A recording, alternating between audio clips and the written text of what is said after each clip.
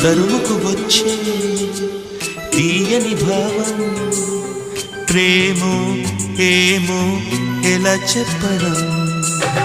తహతహ పెంచే తుంటరి దాహం తప్పో ఒప్పో ఏం చేయడం ఊహల్లో ఉయ్యాలుపై సంతోషం రేగేలా ఊపిరిలో రాగం తీసే సంగీతం సాగేలా అలలై పిలిచే ప్రణయ సుప్రభాతం నువ్వు